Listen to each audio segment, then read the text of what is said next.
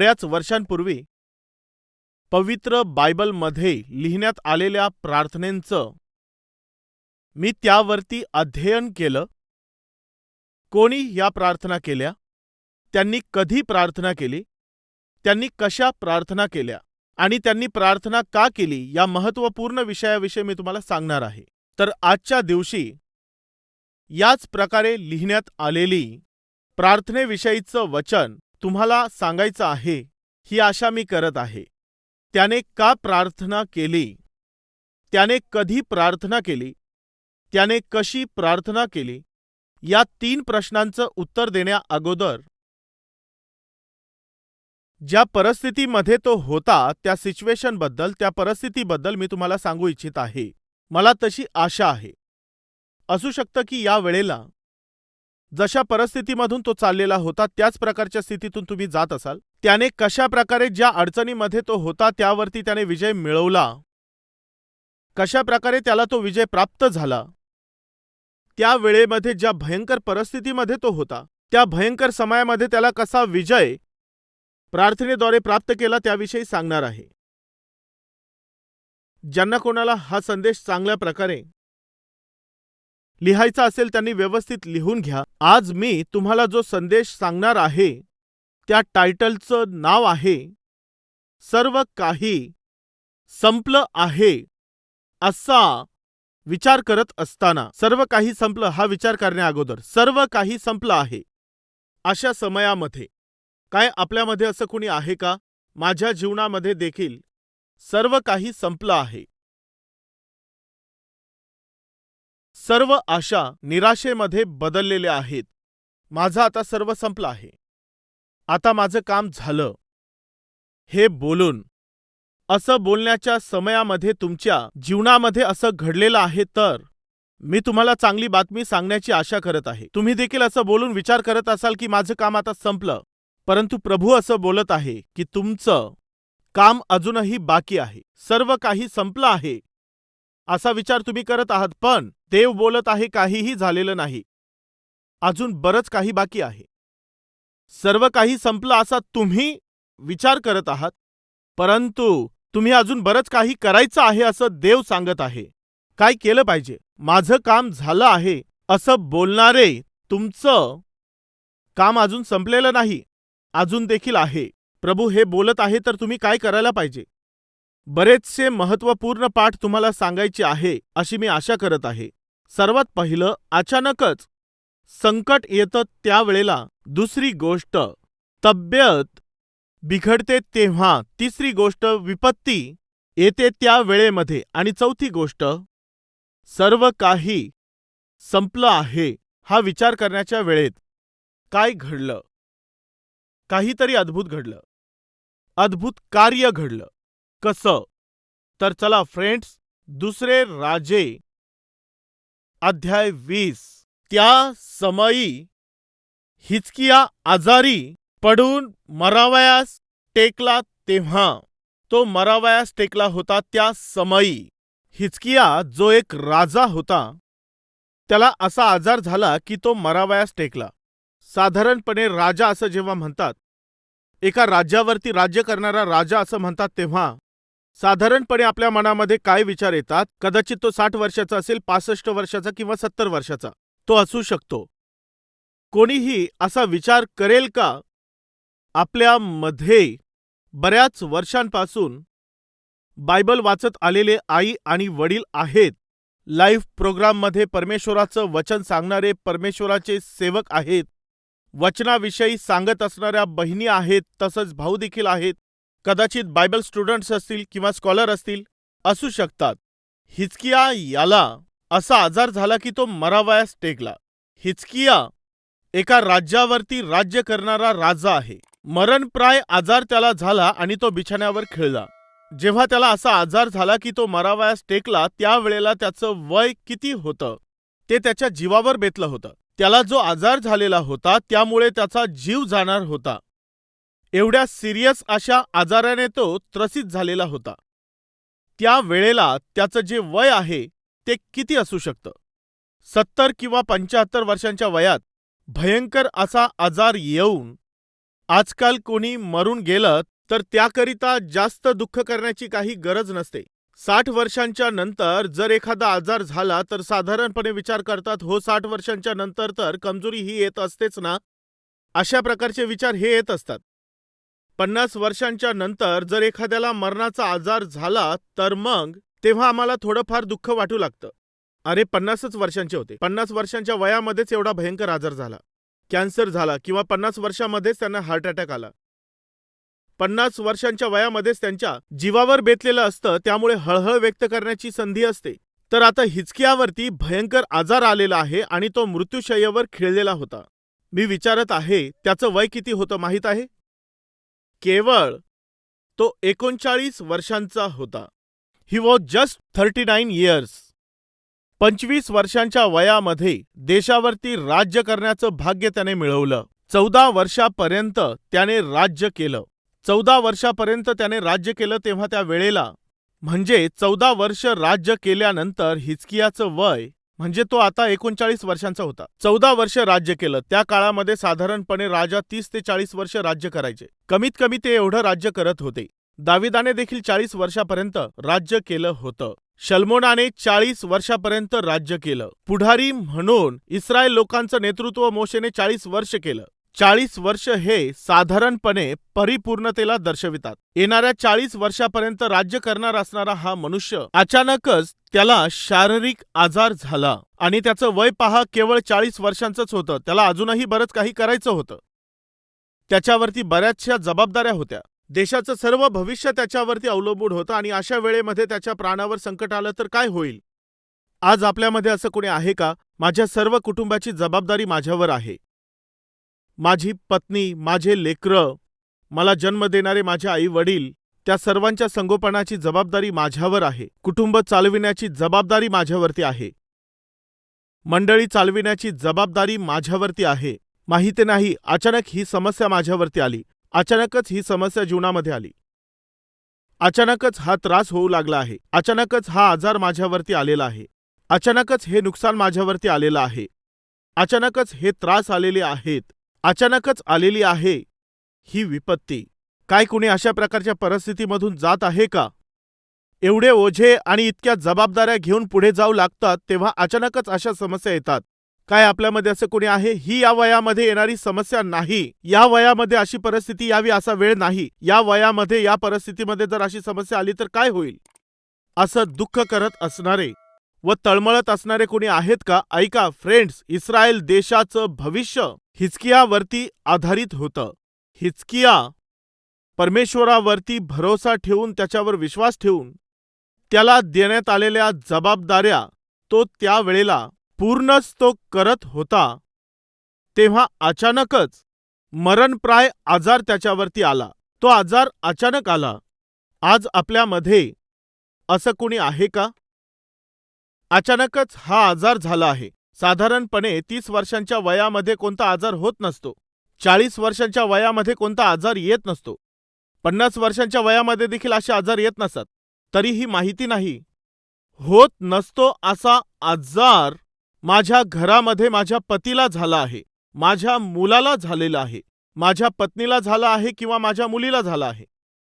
आपल्यामध्ये असं कोणी आहे का? अचानक आपल्यावरती एखादी अशी विपत्ती येते तेव्हा मग आपण पुढे जाऊ शकत नाही. काय करायचं समजत नाही. आपण भयभीत होतो. असं कोणी आपल्यामध्ये आहे का? माहिती नाही. कित्येकदा काय होतं की अचानक आपल्यावरती समस्या येत असते. सर्व काही ठीक चाललेलं असतं, त्याच वेळेला समस्या येते. माझ्या देवा, आत्ताच थोडंसं सेटल झालो होतो, मला चांगलं काम मिळालं, चांगली नोकरी मिळाली.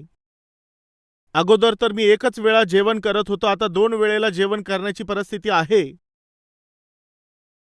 एके वेळी मी लोकांपुढे हात पसरून मदत मागत होतो, आता 4 लोकांना मदत करण्याची स्थिती माझी झालेली आहे. भाडोत्री घरामध्ये राहत असताना एका घरामधून दुसऱ्या घरामध्ये जाणं, त्या सर्व कष्टांनंतर मी हे छोटंसं घर विकत घेतलं. पूर्वी मी पायी कामावर जात होतो, आता ऑटोने जात आहे. पूर्वी खूपच त्रास होत असायचा, परंतु आज मी एक छोटीशी बाईक खरेदी केलेली आहे किंवा छोटी कार विकत घेतलेली आहे. थोडाफार त्रास आता कमी झालेला होता. जेव्हा मी याचा विचार करत होतो तेव्हा अचानकच ही समस्या आली आहे. काय करायचं काहीच समजत नाही. जर अशा स्थितीमध्ये तुम्ही आहात तर लक्ष देऊन ऐका. हिजकिया याचं वय 40 वर्षांचाही नव्हतं, तो 40 वर्षांचा देखील नव्हता, तर तो 39 वर्षांचा होता. अचानकच त्याच्यावरती येऊन हा आजार पडला. छोटा मोठा असा हा आजार नव्हता, तर त्याचा जीव जाणारा हा आजार झालेला होता. काय आपल्यामध्ये असं कुणी आहे? ब्रदर, मला जो आजार झालेला आहे तो छोटा मोठा आजार नाही. मला हॉस्पिटलच्या फेऱ्या माराव्या लागत आहेत. डॉक्टरांना विनवण्या करत राहावं लागत आहे. ते औषधं, त्या ऑपरेशनसाठी, त्या ट्रीटमेंटसाठी, या सर्व गोष्टींसाठी जे पैसे पाहिजेत त्या पैशांसाठी हात पसरावे लागत आहेत. हा जो आजार आलेला आहे तो आजारच फार भयंकर आहे. 4 डॉक्टर 4 प्रकारे गोष्टी सांगत आहेत. वाचण्याची काही संभावना नाही असं ते सांगतात. वाचण्याची काही संभावना नाही, जर वाचले तरी देखील साईड इफेक्ट्स होतील असं सांगतात. मला आता फार भीती वाटत आहे ब्रदर. मला अचानक हा आजार झालेला आहे. आपल्यामध्ये असं कुणी आहे का जे अशा प्रकारे बोलत आहेत? मी भयंकर आजारामधून जात आहे आणि डॉक्टरांना देखील या आजाराचं निदान होत नाही. अशा परिस्थितीमधून, अशा आजारामधून मी चाललेलो आहे. असं कुणी आहे का जे असं बोलत आहे? त्या दिवशी हिजकियासारख्या राजाला जो आजार झाला त्याला बरं करणारे डॉक्टर त्या काळी नव्हते. त्याच्याकडे अधिकार होता, धनसंपत्ती देखील होती. त्याचा आजार बरं करणारा, त्याला सोडविणारा नव्हता. म्हणजे काय आपल्यामध्ये असं कुणी आहे का? ब्रदर, आमच्याकडे धनसंपत्ती आहे, बिल्डिंग्स आहेत ब्रदर, सुख समृद्धी आहे ब्रदर, सर्व काही भरपूर आहे, परंतु आम्हाला आरोग्य नाही. डॉक्टर तर प्रयत्न करत आहेत, परंतु आम्ही गॅरंटी देऊ शकत नाही असं सांगतात. अचानक हा आजार आलेला आहे असं बोलणारे, अचानकच ही विपत्ती आमच्यावर आली आहे असं बोलणारे कुणी आपल्यामध्ये आहेत का? तुमच्या समस्येवरती केवळ एकच उपाय आहे.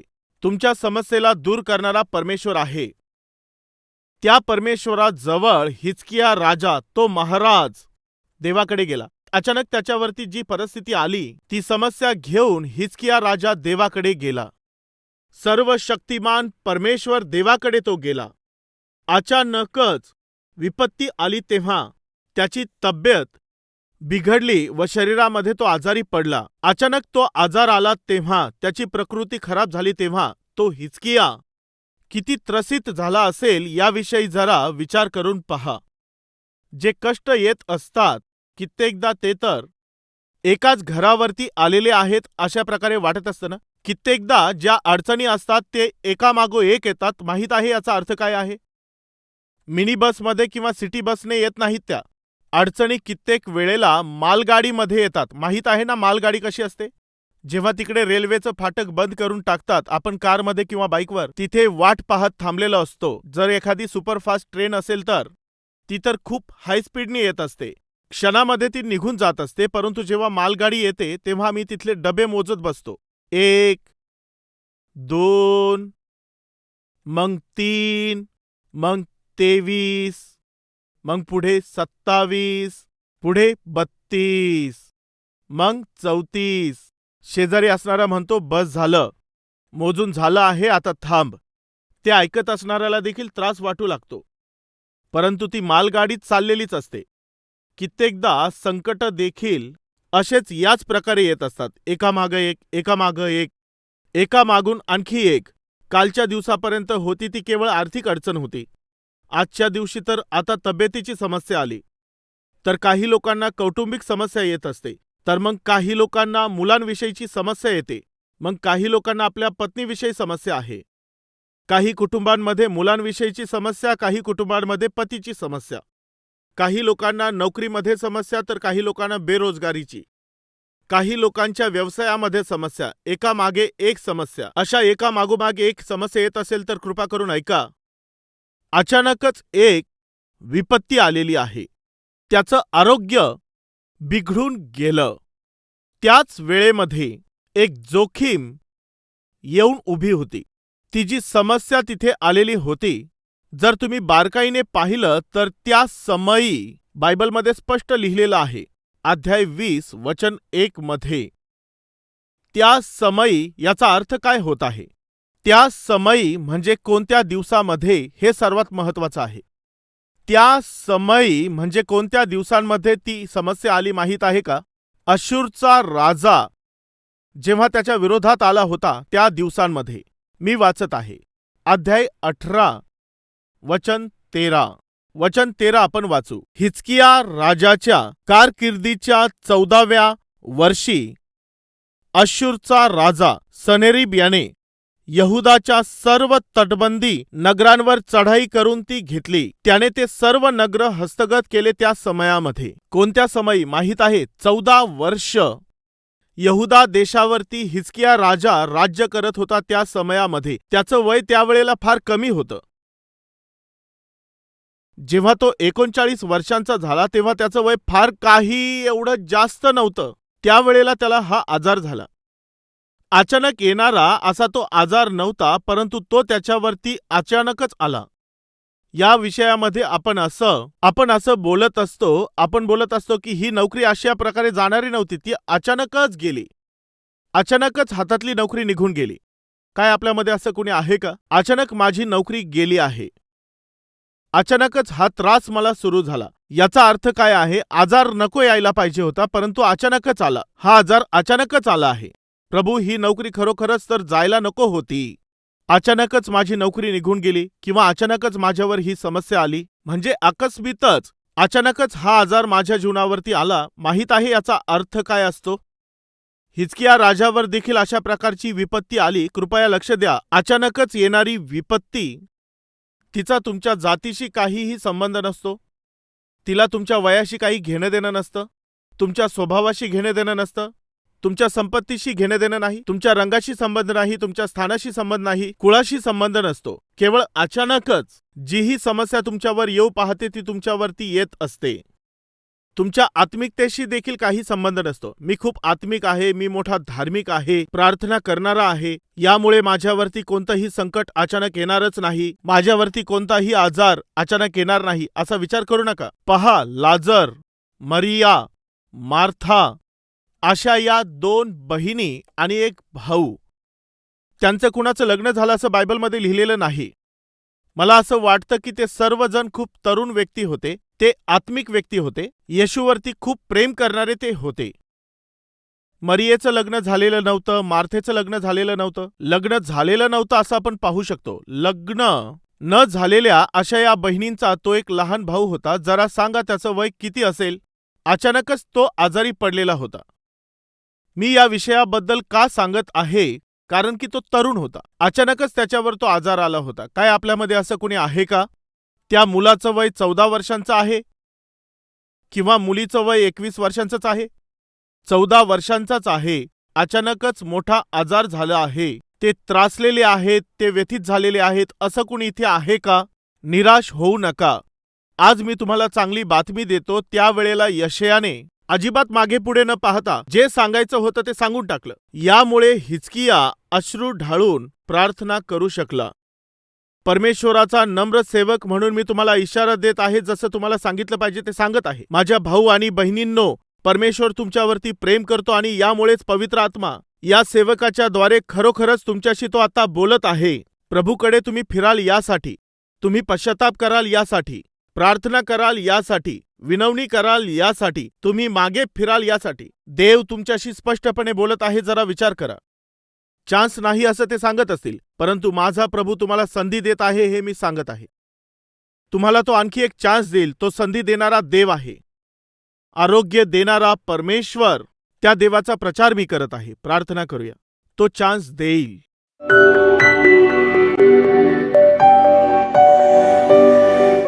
चला प्रार्थना करूया. महान पवित्र प्रेमळ परमेश्वर, आम्ही तुला प्रार्थना करतो. एवढ्या स्पष्टपणे बोलणारा परमेश्वर कोण आहे? मनुष्याचं अंतकरण पाहून, मनुष्यामध्ये जे दिसून येतात ते विचार पाहून, मनुष्याचं उठणं बसणं पाहून, मनुष्यामध्ये ज्या पीडा आहेत त्या सर्व गोष्टी पाहून, ते आजार पाहून, हे देवा, पाहू शकणारा, समजू शकणारा, स्वीकारू शकणारा आणि स्पष्टपणे बोलू शकणारा तू परमेश्वर आहेस. तुझ्याशिवाय कोण आहे बापा? हिजकियासारख्या एका राजावरतीच समस्या येऊन पडली. जेव्हा जेव्हा समस्या आली तो तुझ्यावरतीच अवलंबून राहिला. तुझ्या उपस्थितीमध्ये धावत येऊन त्याने गुडघे टेकले. असाच अनुभव तू आम्हाला दे बापा. जेव्हा समस्या येते तेव्हा मनुष्याच्या समोर हात पसरू नये, तर केवळ तुझ्या उपस्थितीमध्येच प्रत्येक वेळी जेव्हा समस्या येत असतात, अडचणी, त्रास आणि संकट जेव्हा येतात, मनुष्यांच्या समोर आम्ही विनवणी करत असतो, परमेश्वराच्या पुढे आम्ही हात करत नाही. हात ज्याच्या पुढे पसरले पाहिजेत, ज्याच्या पुढे विनंती केली पाहिजे, ती केवळ तुझ्या समोरच. हिजकिया राजा कितीतरी व्यस्त होता तरी देखील तुझ्या उपस्थितीला जितकं महत्त्व दिलं पाहिजे त्याने दिलं. बापा, जीवनामधील आव्हानं, सर्व समस्या आणि त्या सर्व स्थितीवरती तुझी उपस्थिती हीच उपाय आहे. त्याचं उत्तर केवळ तुझं मंदिरच आहे. त्या मंदिरामध्ये आम्ही प्रार्थना केली तर तू उत्तर देशील. या विश्वासानेच तुझ्या मंदिरामध्ये धावत येऊन त्याने तुझ्या उपस्थितीमध्ये प्रार्थना केली. या वेळेला तुझ्या उपस्थितीमध्ये आम्ही प्रार्थना करत आहोत. प्रत्येक व्यक्तीला तू दर्शन दे देवा. प्रत्येक एका व्यक्तीची जीही अडचण आहे त्यांना तू उत्तर दे देवा. जितकेही एकत्रित झालेले आहेत त्या सर्वांना तू आशीर्वाद दे. आमच्या जीवनाला तू आशीर्वादाचं कारण बनव. तू आम्हाला सुरक्षित ठेव. येशू ख्रिस्ताच्या नावाने ही प्रार्थना मागत आहोत बापा. आमेन.